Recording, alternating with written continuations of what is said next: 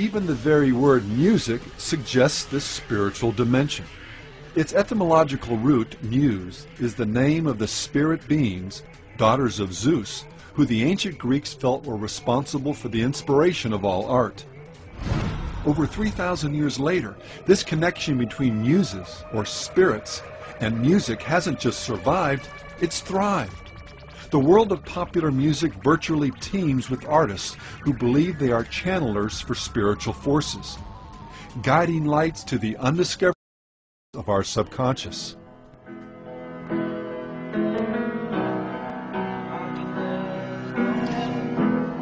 Often these spirits are credited with helping inspire or even compose a particular song. John Lennon, for example, has stated, "When the real music comes to me, it has nothing to do with me, because I'm just a channel. It's given to me, and I transcribe it like a channel."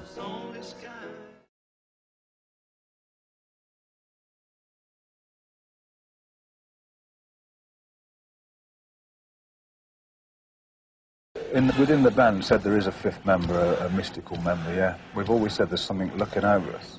And the only way that I can describe that, probably in its best, the best way for me is that when we were playing our first songs together, and especially our first the first 3 albums, for instance, we would literally show up in a room, and it was almost as if the songs were already written. That's why I like to call Black Sabbath a phenomenon, rather than a band. Although it is a rock and roll band, there's a phenomena involved there where that stuff just comes from somewhere, and it just so happened that we happened to be the ones that it came to.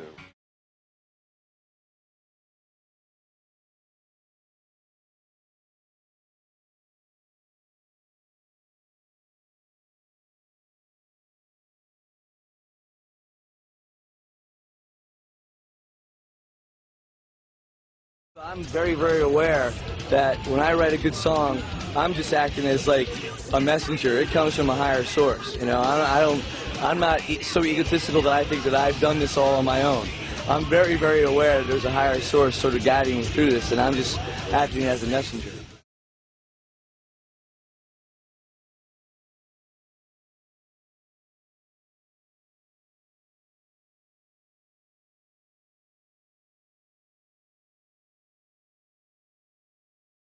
A lot of the songs were written in about 15 minutes to 45 minutes, just really quickly. Glenn and I in the room, very stream of consciousness, as though many times we felt as though it was being channeled through us.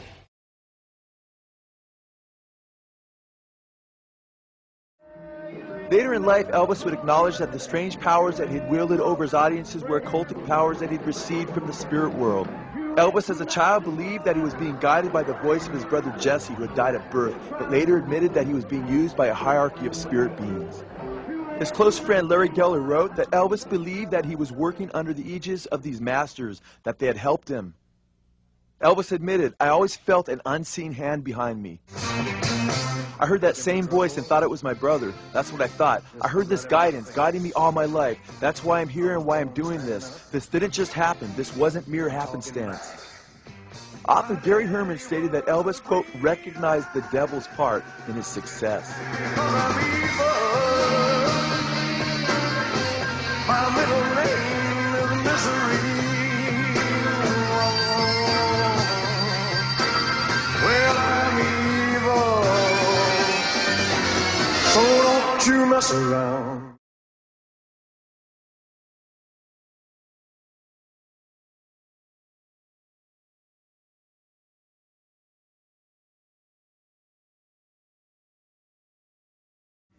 Now, there's a few different ways to look at backwards masking, and there's different types of what people call backwards masking.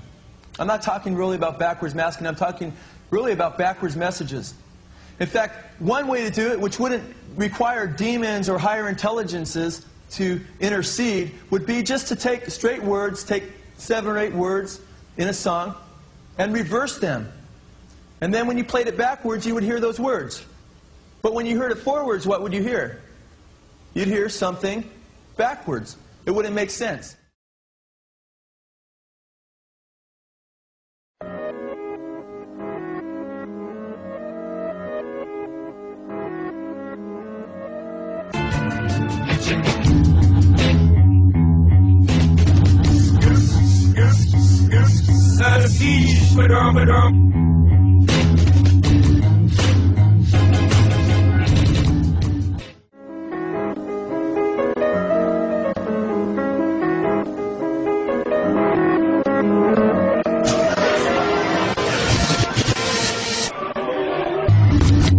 Murder, Jesus. 666. So when people talk about how backwards masking is done in the studio, yeah, that kind of backwards masking is done in the studio. No problem. That's not what we're talking about. We're talking about when you hear music and lyrics forward, and then you hear those same lyrics backwards, and it's a message forward, and those same words are a message backwards. Okay? And we're not talking about 1 or 2 words. We're talking about sometimes over 15 words straight. We're talking on Stairway to Heaven right around 30 words. Okay? And we're not only talking about that, we're talking about a song that wasn't engineered to be heard backwards, but came right from the spirit world automatically.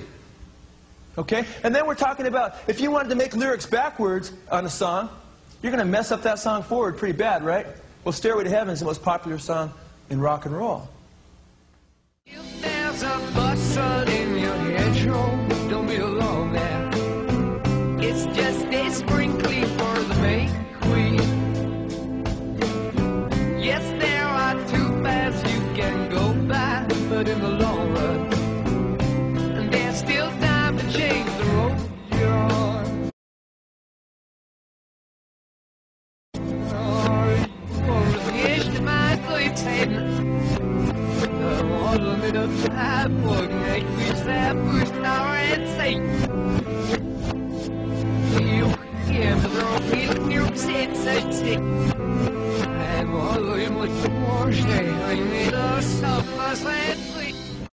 Led Zeppelin's Robert Plant felt that their most popular song, Stairway to Heaven, was given in much the same way.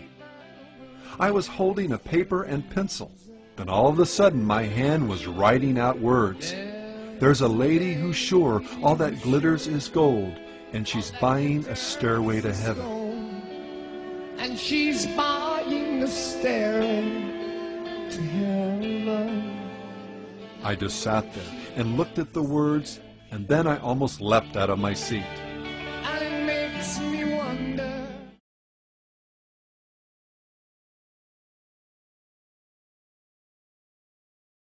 Page's fascination with Crowley led many to believe he was into black magic himself.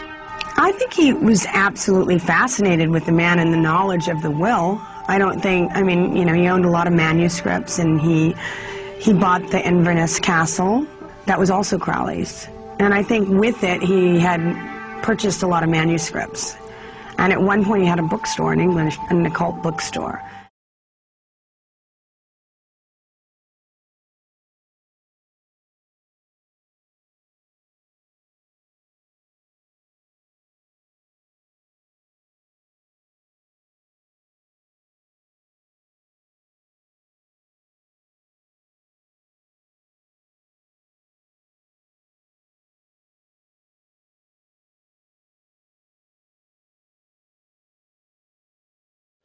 In an interview with Rolling Stone, Santana was more specific concerning the identity of this supernatural entity, identifying him as Metatron, the architect of physical life.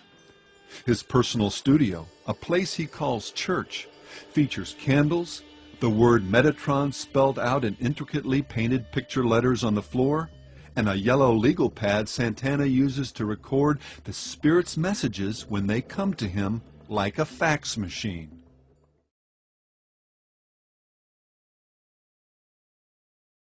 First of all, I'd like to thank Satan. I'd like to thank Satan. Thank Satan. Satan. Là, le Saint-Esprit ne sera plus sur la terre. En ce temps-là, il ne sera plus sur la terre. J'ai commencé à avoir un trafic énorme. J'ai commencé à avoir des accidents. Toutes les personnes qui étaient appelées avant, il me dit, ils chercheront la mort. Mais la mort ne sera plus.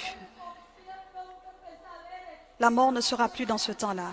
Et précisément, j'ai commencé à voir que là, il y avait des personnes amères.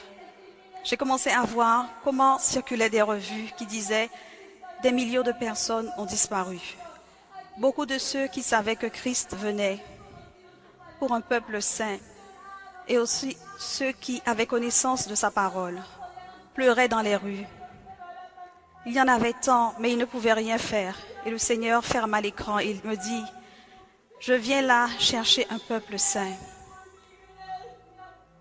Je viens bientôt chercher mon Église. Veille sur ce que tu fais pour accomplir ce que je t'ai demandé. Dis à mon peuple que je reviens d'ici peu. Dis à mon peuple que je reviens déjà. » Le Seigneur me dit, dis à mon peuple que je reviens déjà